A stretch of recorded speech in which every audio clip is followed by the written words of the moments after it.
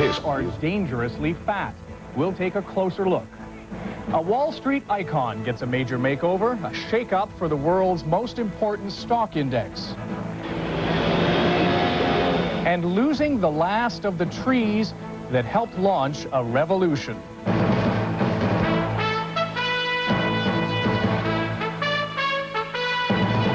From ABC News World Headquarters in New York, this is World News Tonight with Peter Jennings. Sitting in tonight, Kevin Newman. Good evening. There are so many questions tonight over what happened to that Lear jet that crashed carrying golfer Payne Stewart, and we've now confirmed 5 other people. It flew over the middle of the country yesterday with apparently no one in control, and what happened to the crew is the main mystery. There are a few potential leads. We learned today that federal regulators had concerns about the possibility of rapid decompression on some Lear jets, and our coverage tonight begins in Mina, South Dakota, where the jet nosedived and where investigators have started looking for clues. ABC's Dean Reynolds is there. Dean? Kevin, crash investigators today recovered parts of the engines and the navigational controls that may help them reconstruct the fatal flight of Payne Stewart's private jet. There's a lot of wreckage in there. The earth is quite soft out here. The digging over thousands of pieces of wreckage is going on in mud and clay 10 feet deep. The jet had no flight data recorder to track instruments and systems, but it did have a cockpit voice recorder like this one.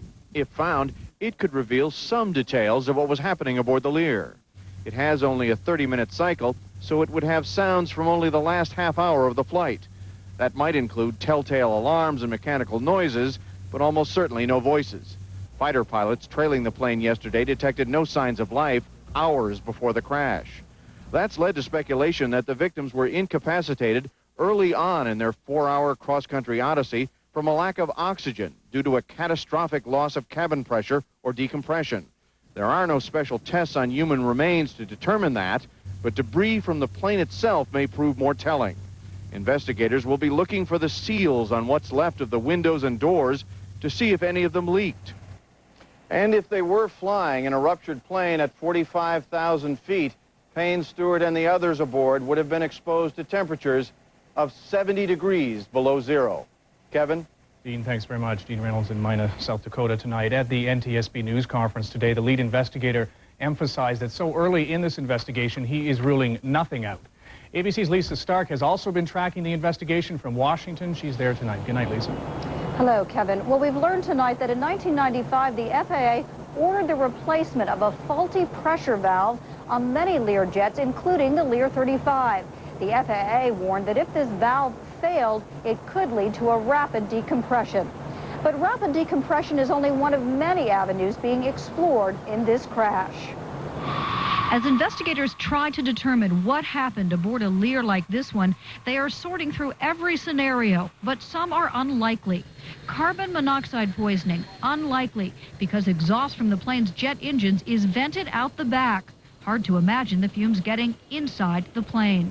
Smoke in the cockpit, unlikely, because in other smoke and fire incidents like ValueJet and Swiss Air, pilots had time to radio an emergency. And this Lear flew for hours with fighter jets alongside, reporting no evidence of fire damage.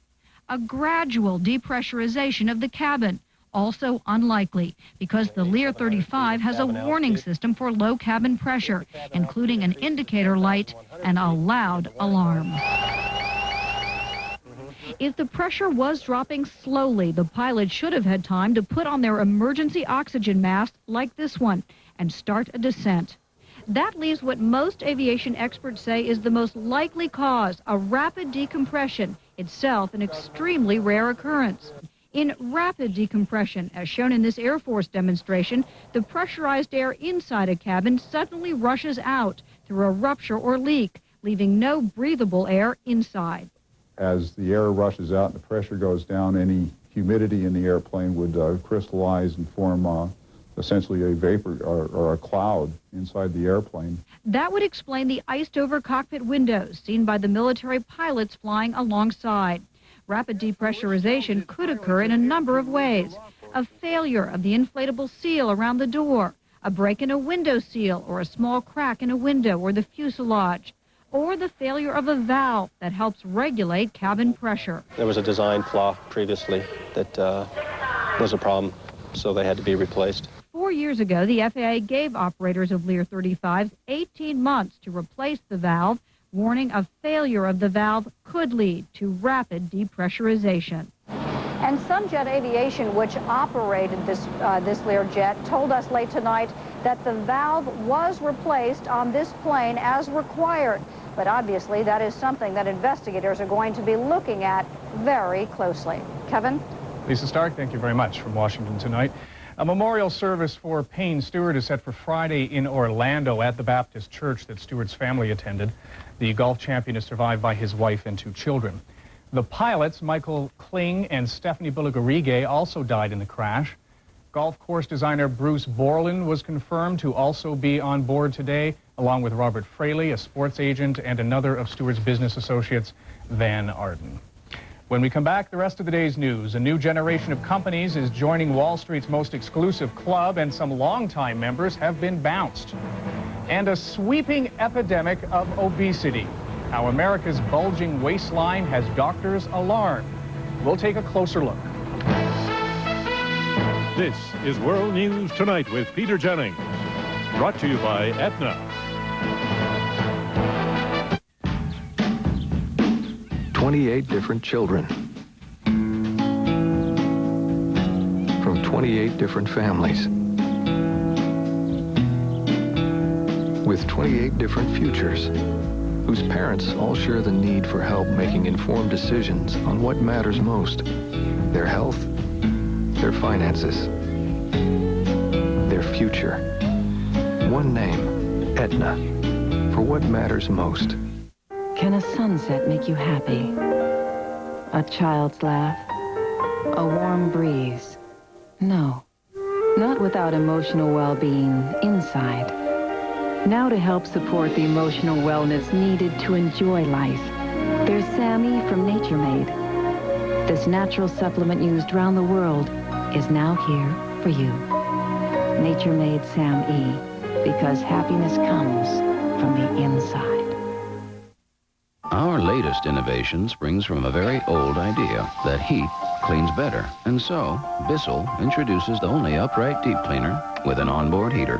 The new Power Steamer Pro Heat Plus from Bissell. Life's messy. Clean it up. On the money tonight, Wall Street. The Dow Jones Industrial Average down more than 47 points today to close at 10,302. On the NASDAQ, stocks were down more than 4 points. That Dow Jones Industrial Average number, which we track so closely, represents a small collection of companies the Dow Jones Company considers reflective of the U.S. economy. Well, that exclusive club is about to have a substantial change in membership. Here's ABC's Betsy Stark. 30,000 open at 6.5. Today's decision to change the makeup of the 30 stocks in the Dow Jones Industrial Average reflects an economy in transition, away from traditional manufacturing toward technology and service. Beginning November 1st, Chevron, Goodyear Tire and Rubber, Sears Roebuck, and Union Carbide are out. Microsoft and Intel, Telecom SBC, and Home Depot are in. The companies were chosen by editors of the Wall Street Journal because they are each big, successful representatives of the fastest-growing sectors of the economy. All we're doing is making sure that the Dow continues to tell investors reliably and accurately which way the market is moving.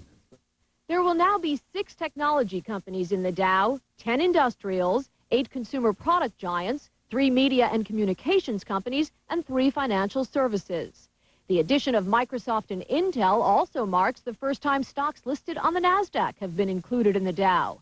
And some expect those stellar market performers to push the Dow to a higher finish this year. We had been projecting Dow 11,300 area by year end. We're upping that to 11,500 because of the changes. Even those who do not foresee a year-end jump in the Dow do foresee more jumping around. Technology stocks are typically more volatile than others, which means the Dow's ups and downs could now be even more dramatic. Betsy Stark, ABC News, New York.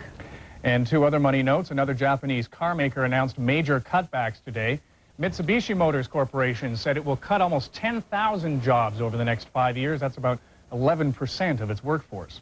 And former Treasury Secretary Robert Rubin announced today that he's going to become one of the co-chairmen of the nation's largest financial institution, Citigroup.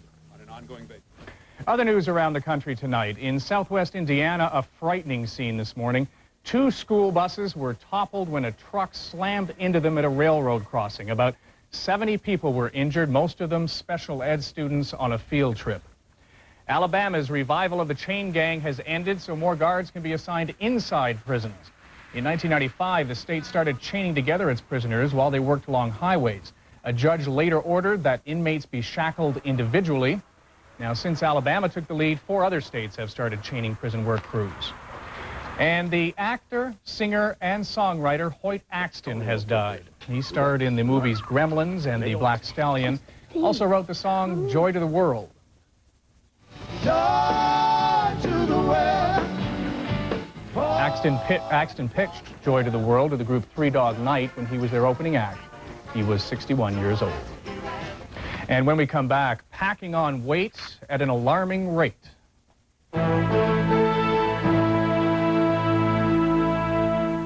This old mop makes me shake. That old vacuum makes me ache. Plain old sprays can smear around. This box rocks. The radical new Swiffer Sweeper. So simple to assemble. And it's built to last.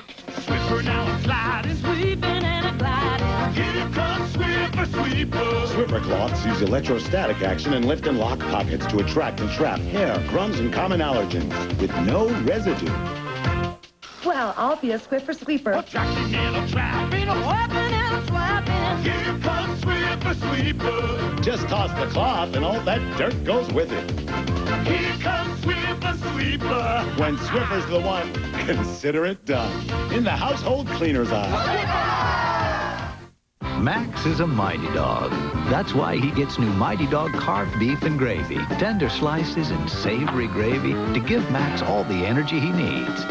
New Mighty Dog carved beef and carved beef with pasta. Mighty Dog from Friskies. We never thought we'd use OnStar for snakes. I just hate snakes. Yeah, traveling through Arizona, we blew a front tire. It shot off the road, and I looked down at the ground. It is crawling with rattlesnakes. It was unbelievable. I pushed the OnStar button. Within seconds, the OnStar advisor pinpointed our location and sent a tow truck. Call the paramedics. Yeah, and kept talking because we hate snakes. Yeah. The one-touch connection to people who can help. OnStar. Call 1-800-OnStar-7. There is a minute in each morning when the day is fresh and ripe with possibility. A minute where you stand tall before the day, drink it all in, and say to yourself, today, the deep end. That minute was made for Minute Maid. The taste is fresh and ripe as morning itself. Drink in 100% Minute Maid Premium and squeeze the day. We're going to take a closer look tonight at what health officials are now calling an epidemic of obesity. A study published in today's Journal of the American Medical Association finds that the percentage of the population that it is at least 30% over their ideal body weight has gone up from 12 to 18%, and that's just over the last 8 years. The growing number of people who are seriously overweight is also costing the country a tremendous amount of money. 7% of all healthcare dollars now go to fat-related diseases. First, here's ABC's Ned Potter. The increase was across the board, both sexes, all ages, all ethnic groups, all regions, and that's why researchers are mincing no words. In the 90s in the United States, we have had an epidemic of obesity. In 1991, there were 4 states in which more than 15% of the population was obese. By 1998, the number had gone up to 37 states. Researchers said the increase in obesity was greatest in the South, 67% higher in 7 years. It was greatest among Hispanics, 80% higher, and among young adults, 70% up, although they're still thinner than older groups. What's going on? Doctors say a large part of the problem is here, or rather, not here. 60% of the population gets little or no exercise. And people are eating more, which means increased calories that they are not burning off. People are sitting in offices. They're not doing physical labor at their work, and they're not doing physical activity at their leisures. Doctors say we are paying heavily for this trend. One estimate says 300,000 Americans die each year from illnesses directly related to their weight, and the number is likely to grow. Ned Potter, ABC News, New York. Well, if that estimate is right, then why is so little being done to fight obesity? Today, the Centers for Disease Control called for a national effort to combat obesity. But as ABC's John McKenzie reports, getting people to listen isn't easy. For years now, it's been the same message: eat less and exercise more. But increasingly, that message is not getting through. In order to address an epidemic of this magnitude, we really need to change the environments in which people live. That is, we need to change their lifestyles and their habits around eating and physical activity. In other words, getting whole communities, governments, businesses, schools, to become part of the solution instead of part of the problem. For example, even when Americans have to travel less than a mile, they will use a car 75% of the time, even though walking or bicycling that distance could burn calories and help lose weight. The problem is, office parks and residential centers today are often developed without any sidewalks or the necessary stop signs for people to walk safely. It makes it much more difficult to go out for the quart of milk or a newspaper or to visit someone and walk to get there. You pretty much have to get in your car or are at some risk. Inside office buildings, people could shed pounds by avoiding elevators and using the stairways. But that's one area companies usually neglect. Often stairways are left dark and grungy, the least inviting part of the building. You're hard-pressed to find a staircase, and they're tucked in back in ways that suggest that they may not be secure. You are going to take elevators and escalators, even if it's only a floor or two that you have to go. Companies pay for obesity in their workforce and higher health care costs, yet few do anything to encourage employees to adopt better eating habits. Company cafeterias, for example, could make fruits and vegetables more popular by lowering prices on these foods. We've done several studies in work sites and schools and found a consistent finding was when you lower prices by 50% on fruits and vegetables, you get it increased by 2 to 4-fold in sales of these targeted items. Good health habits are best started young, yet schools are increasingly doing away with physical education programs. The number of high school students attending daily phys ed classes has dropped from 42% 8 years ago, down to only 27%. CDC officials say the obesity epidemic cannot be fought effectively with traditional public health warnings. But they also concede that necessary community-wide changes won't happen unless more communities see being overweight as a health problem worth fighting. John McKenzie, ABC News, New York. When we come back, loosening the grip on Iraq.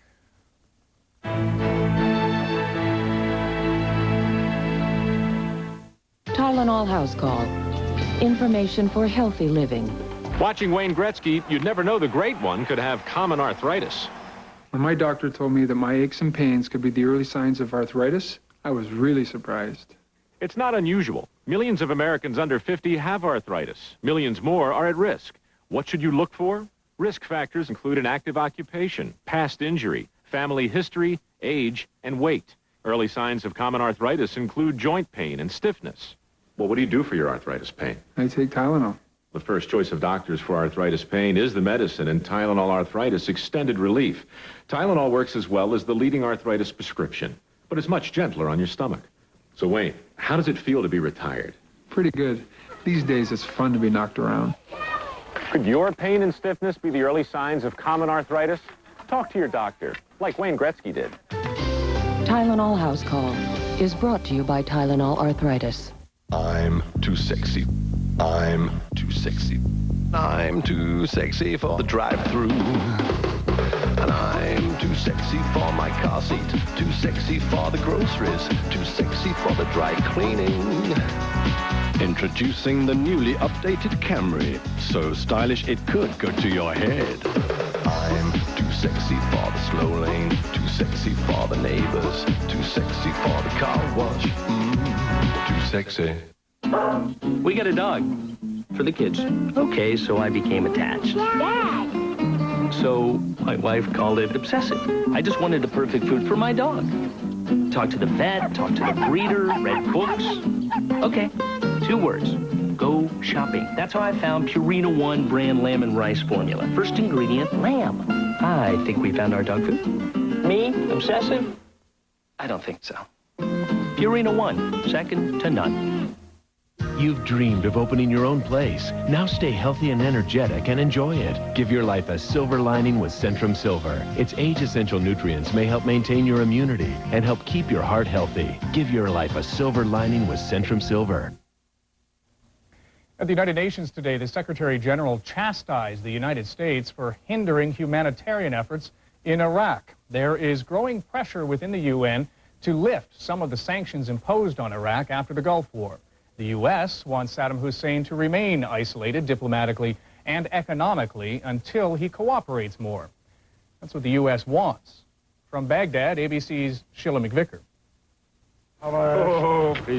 From Russia's oil minister A pleasure to see you in Baghdad. to an American congressional delegation. The notion that children have to walk through raw sewage to get in and out of their houses is an abomination. To oil industry executives representing every one of America's Gulf War allies meeting in Baghdad. Iraq these days is getting a lot more sympathy and looking a lot less isolated. We hope that the embargo will be lifted very soon. Call it sanctions fatigue, a desire to do business, a desire to do something to help Iraq's children. It adds up to a feeling that the time has come to ease up on Baghdad. It should not surprise nobody. 10 years is a long time, and things cannot but change after those 10 years of suffering and of hardships for us. Iraq's infrastructure is still crumbling, but there is now evidence that the hardships are not what they once were. There is now a little optimism here. Many Iraqis say life is a little bit better, but most importantly, they say they believe they have been through the worst, and things can never be as bad again. A UN program now allows Iraq to sell oil and use the proceeds to buy food and medicine.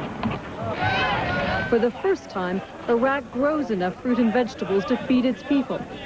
And then there are the smugglers who get around the UN sanctions and who have restocked Iraq's markets with everything from designer ripoffs to washing machines. Some people now have the money to buy Abu Ali's $1,800 American refrigerators. Even though we have sanctions, he says, things are now okay, much better in fact. That may be part of the reason why Iraq's government is feeling very little pressure to let weapons inspectors return as the U.S. demands. As for the other American demand that Saddam Hussein leave power, many people here will tell you their president survived George Bush and will, without question, outlast Bill Clinton. Sheila McVicker, ABC News, Baghdad. In China today, police plucked dozens of members of an outlawed religious group from Tiananmen Square and carted them off in vans. The members of the Falun Gong were quietly protesting their treatment by the Chinese government, which calls them dangerous. An American-based spokesman for the group says China has recently arrested more than 1,000 members. The Pope today released an unusually personal letter about old age and death. John Paul says he's enjoying the twilight of his life, but that, quote, I find great peace in thinking of the time when the Lord will call me from life to life.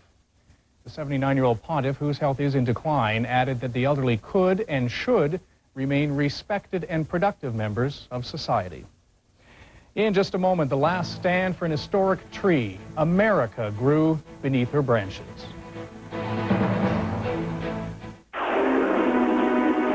I should have used Preparation H. Cool it fast. Introducing Preparation H Cooling Gel. Cools on contact for fast relief. New Preparation H Cooling Gel cools on contact.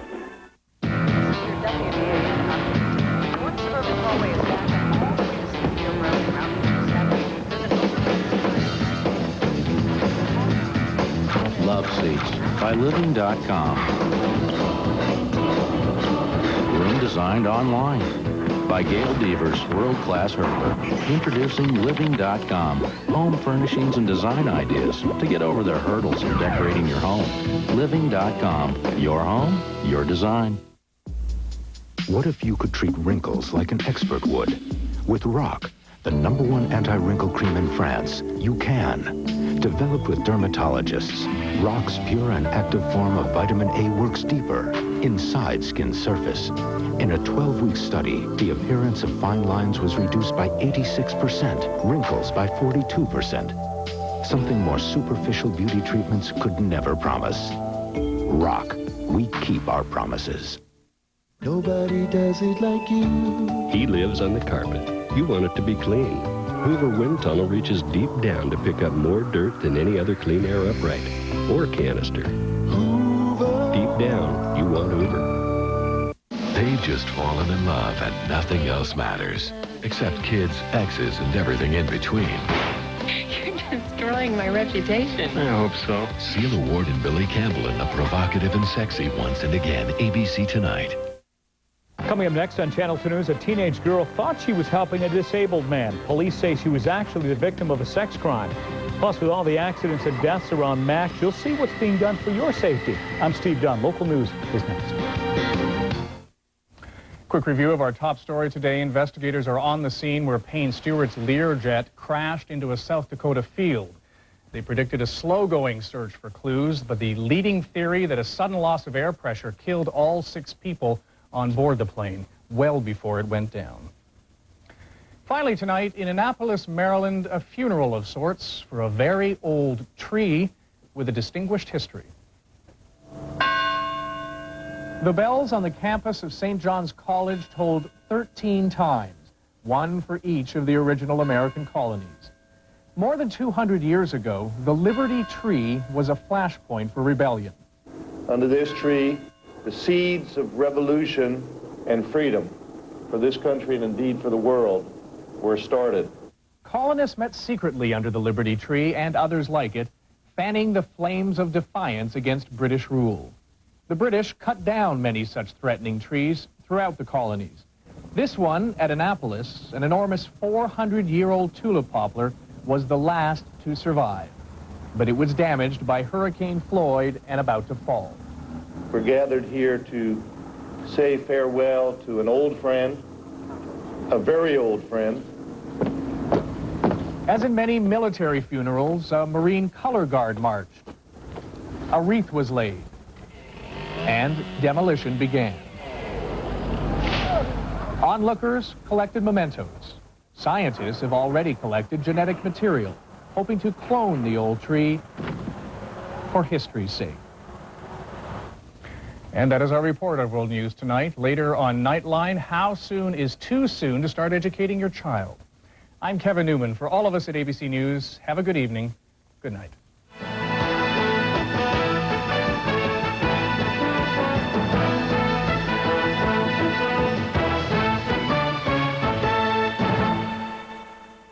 Tomorrow from ABC News, on Good Morning America, she's a single mom with 2 teens. How can she afford to pay for their college? Our financial makeover shows her the way. It could help you, too. And on World News Tonight, why would the Army buy trailers that could only safely travel at 10 miles per hour? What good are they? It's your money on World News Tonight. This has been a presentation of ABC News. More Americans get their news from ABC's World News Tonight with Peter Jennings than from any other nightly news. This is KATU, the power of 2000. Now, Channel 2 News. A warning tonight for people who answer want ads. A posting for a caregiver turns out to be a trap for women. Good evening, I'm Paul Inman. I'm Steve Dunn. Thanks for joining us tonight. Washington County Sheriff's detectives say it's a scam they've never seen before.